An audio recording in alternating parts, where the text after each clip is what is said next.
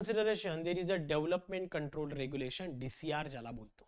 Okay, so let's see जे काही rules या ITP मध्ये कव्हर झालेले नाही किंवा मग सगळ्याच केसमध्ये बिल्डिंग कन्स्ट्रक्शनच्या असू दे, अप्रूव्हलच्या असू दे, परमिशनच्या संदर्भात असू दे किंवा बाकी हाईट मधल्यानुसार असू दे, जे रूल्स ITPच्या रूल्स रेग्युलेशन्स मध्ये कव्हर होत नाही ते सर्व rules as per the UDCPR नुसार अप्लाय केले जाऊ शकतात. म्हणजे UDCPR मध्ये जे काही प्रावधान प्रोव्हिजन्स घालून दिलेले आहे ते सर्व या ITP ला अप्लाय केले जाऊ शकतात किंवा अप्लाय होऊ शकतात.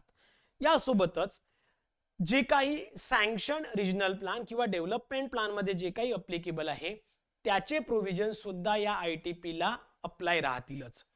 यासोबत जे काही वेळोवेळी गव्हर्नमेंट ऑफ महाराष्ट्र किंवा ministry of environment and forest जे काही रूल्स रेग्युलेशन्स किंवा काही डायरेक्शन्स देतील त्याचं सुद्धा पालन करणं या ITPच्या अंतर्गत येईल.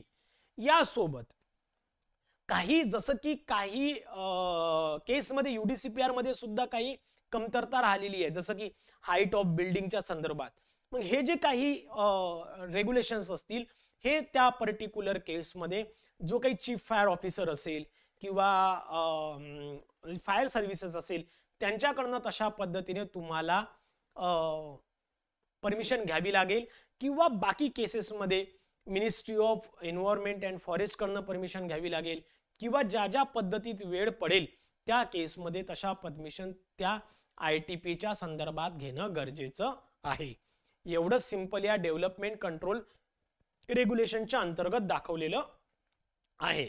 म्हणजे सगळे रूल्स रेग्युलेशन्स जे की MRTP ऍक्टच्या अंतर्गत येत आहेत, आपण UDCPR मध्ये स्टडी केले, हे सर्व इथे लागू होतात. म्हणजेच जर का बिल्डिंग परमिशन आहे त्याचं अप्रूव्हल कसं घ्यायचं, यासोबतच आपण सेटबॅक मार्जिन सगळ्याच गोष्टी, जर का हाईट जर का तशी परत जात असेल, स्पेशल बिल्डिंगच्या नॉर्म्स असतील ते सुद्धा लागू होणार. सगळ्या गोष्टी UDCPR RP DP नुसार होईल. जर का हाईट वगैरे असेल तर मग फायर सिक्युरिटीच्या केसमध्ये ते नॉर्म्स लागू होतील. म्हणजेच काय, रूल्स रेग्युलेशन्स ITPत नाही, त्या केसमध्ये गव्हर्नमेंट ऑफ महाराष्ट्राने जे काही ठरवून दिलेले आहे ते या पर्टिक्युलर केसमध्ये लागू होतील. Clear? So after the development control regulation very important is social housing.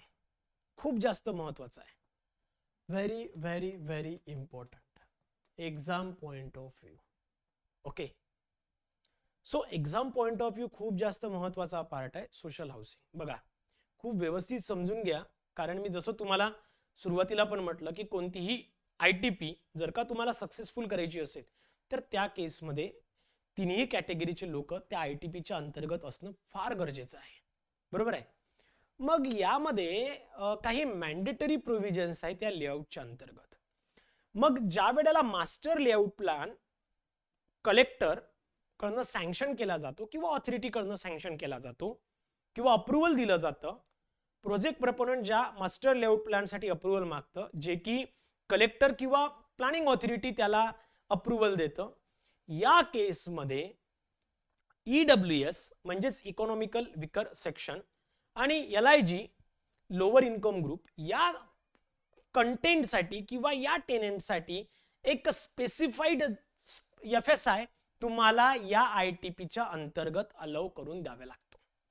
मग मिनिमम 15% बेसिक FSI जो काही असेल रेसिडेन्शियल एरियाच्या 15% जो काही FSI तुम्ही मागितलाय त्याच्या 15% मिनिमम बरं, म्हणजे 15% तुम्हाला देणंच आहे. त्याच्यावर जर का त्या प्रोजेक्ट प्रपोनंटला वाटत असेल तर तो अलाउ करू शकतो, पण मिनिमम 15% FSI रेसिडेन्शियल FSI हा EWS आणि LIG साठी रिझर्व केला जातो किंवा ठेवला जातो. म्हणजे त्याच बेसिसवर मास्टर लेआउट प्लॅन हा सँक्शन सुद्धा केला जातो. क्लियर? सो मास्टर लेआउट प्लॅनच्या केसमध्ये दिस 15% is exclusive and mandatory forming a part of approved residential development. आता या 15% मधला जो काही 15%चा FSI असेल त्यातला 25% FSI जो आहे तो EWS साठी आणि 75% FSI आहे तो LIG टेनमेंट साठी तुम्हाला रिझर्व ठेवणं गरजेचं असते. बघा 25 कोणासाठी आहे, EWS, आणि 75 कोणासाठी, LIG साठी. आता please don't ask me the difference between the LIG and EWS. So you need to clarify on your basis की व्हॉट इज द डिफरन्स और financial difference between the LIG and EWS. Okay, तो तुम्ही शोधा, find out करा, तुमच्या स्वतःच्या notes मध्ये लिहून ठेवा. लक्षात काय ठेवायचंय, ITB घेताना मास्टर लेआउट प्लॅन ज्या वेळेला अप्रूव्ह केला जातो, सँक्शन करून घेतला जातो, त्यावेळेला मिनिमम 15% रेसिडेन्शियल FSI बोलतोय, FSI हा तुम्हाला रिझर्व्ह ठेवावा लागेल हाऊसिंग स्कीमच्या अंतर्गत किंवा सोशल हाऊसिंगच्या अंतर्गत. यामधला जो काही 15%चा जो काही एरिया होतो त्यातला 25% जो काही एरिया असेल तो तुम्हाला EWS साठी आणि 75% LIG टेनमेंटसाठी तुम्हाला रिझर्व्ह ठेवणं गरजेचं आहे. यातलाच 1/3 जो असेल म्हणजेच काय, from the total tenements built up under the social housing scheme component, जेवढे काही कंपोनंट तिथं बनवल्या जाईल किंवा बिल्टअप होतील त्यातले 1/3 जे काही टेनमेंट्स असतील हे फक्त आणि फक्त रेंट हाऊसेसवरच ठेवायला पाहिजे. ओके, लक्षात घ्या, किती, रेंट हाऊसेसवर.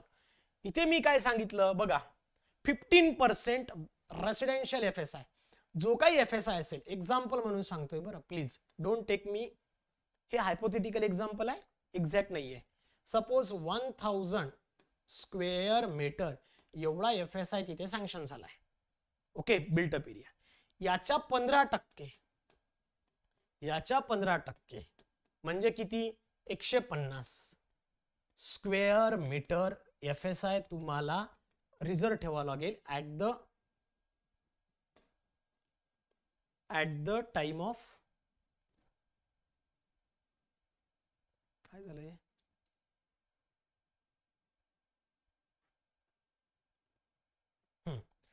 तुम्हाला 150 स्क्वेअर मीटर FSI तुम्हाला रिझर्व्ह ठेवावा लागेल. या 150 मधला हा जो 150 स्क्वेअर मीटर आहे याच्या 25%, याच्या 75%. ओके, सो 25% कोणाला जाईल, EWS साठी, आणि 75% कोणाला जाईल, LIG साठी. कोणाच्या, 150च्या. क्लिअर. आता या केसमध्ये जेवढे काही टेनमेंट्स बनतील त्याच्या 1/3 तुम्हाला रेंट पर्पज साठी ठेवणं कंपल्सरी आहे, फक्त रेंट बेसिसवर देण्यासाठी कंपल्सरी आहे. So 1/3 of the tenement must be एंडमार्क as a rental housing. This shall only be rented out by the project proponent, not sold. विकण्यासाठी नाही, फक्त भाडे तत्वावर देण्यासाठी अशा पद्धतीची कंडिशन केली जाते. ओके, आता टेनमेंट साइज अँड स्टँडर्ड्स काय, the carpet area and typology of EWS LIG tenements must follow the standard prescribe by the MHADA, Maharashtra housing and area development authority कडनं. EWS साठी अप्रॉक्सिमेट 25 ते 30 स्क्वेअर मीटर आणि LIG साठी 35 ते 40 square metre. Okay, जसं की ही exactly जी figure आहे ही तुम्हाला MHADA कडनं क्लिअर करून दिली जाईल किंवा MHADAच्या अंतर्गत तशा पद्धतीने टेनमेंट्स तयार करणं गरजेचं आहे. क्लिअर. आता यामध्ये होतंय काय बघा, जसं की कमेन्समेंट सर्टिफिकेट त्या पर्टिक्युलर प्रोजेक्ट प्रपोनंटला मिळालं. ओके, कोणाच्या संदर्भात, सोशल हाऊसिंग कंपोनंटच्या संदर्भात. बघा मी काय सांगतोय व्यवस्थित समजून घ्या.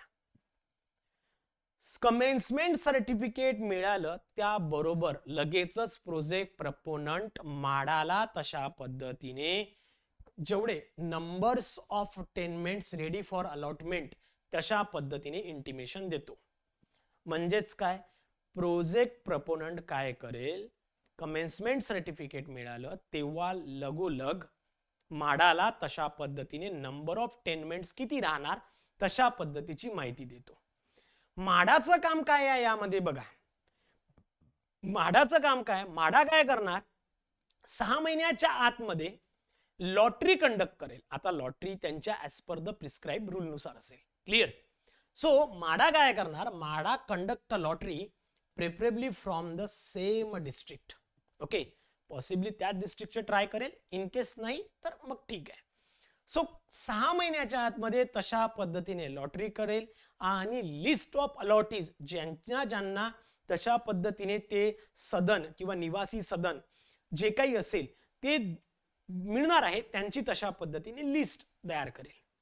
आता ज्यांना लिस्ट मिळाली त्या केसमध्ये त्या अलॉटीला, जो कोणी अलॉटी असेल की ज्याला अलॉटमेंट झालेला आहे तो जो कोणी अलॉटी असेल त्याला कॉस्ट ऑफ कन्स्ट्रक्शन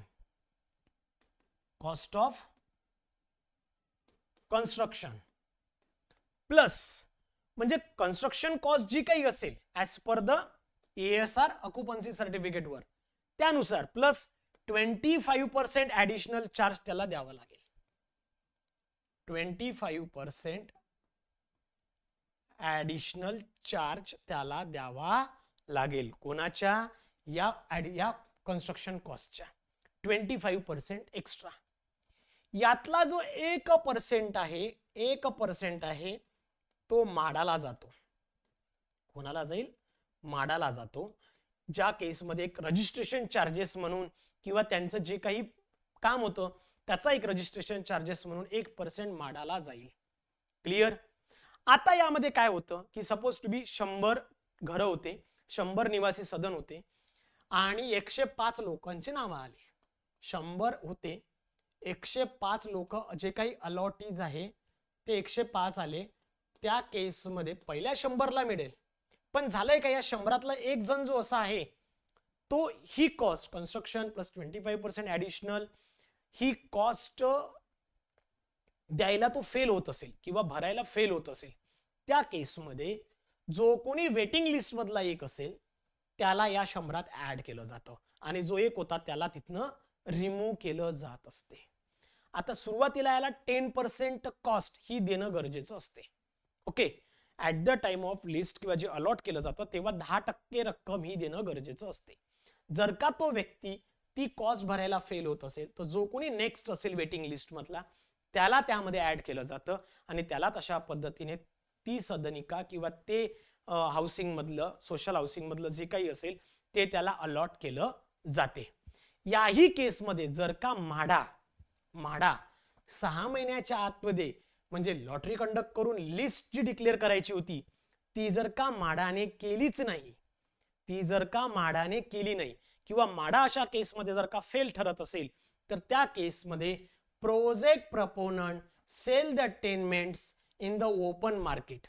त्या केसमध्ये प्रोजेक्ट प्रपोनंट ओपन मार्केटमध्ये जे काही टेनमेंट्स आहे जे की सोशल हाऊसिंगच्या अंतर्गत असेल ते तो ओपन मार्केटमध्ये विकू शकतो. त्याची सुद्धा कॉस्ट त्याला cost of construction plus 20% extra charge जो आहे तो त्याला आकारता येतो. म्हणजे यामध्ये काय? Administration fee, no administration fee payable in this case. म्हणजे जो काही 4% ऍडमिनिस्ट्रेशन फी प्रोजेक्ट प्रपोनंटचा प्लस एक जो होता तो म्हाडाचा तो काही इथे अप्लाय केला जात नाही. जो कोणी बायर असेल किंवा अलॉटी असेल त्याने 10% cost of construction one time maintenance deposit to the project proponent. सुरुवातीला त्याने तेवढी 10% कन्स्ट्रक्शन कॉस्ट ही देणं गरजेचं असते. क्लिअर? आणि या अंतर्गत जेवढे काही गव्हर्नमेंट चार्जेस असतील जसं की स्टॅम्प ड्युटी आहे, CST GST जर येत असेल तर ते, किंवा बाकी रजिस्ट्रेशन फीज, ह्या सगळ्या ज्या आहे ह्या जो कोणी परचेसर आहे, बायर आहे, अलॉटी आहे त्याला भरावं लागेल. म्हणजे स्टॅम्प ड्युटी असू दे, रजिस्ट्रेशन चार्जेस असू दे किंवा बाकी अजून जे काही चार्जेस असेल as per the government norms ते सगळे चार्जेस त्या अलॉटीला भरावे लागतील. हे आहे मित्रांनो social housing condition under the ITP. I hope clear असेल.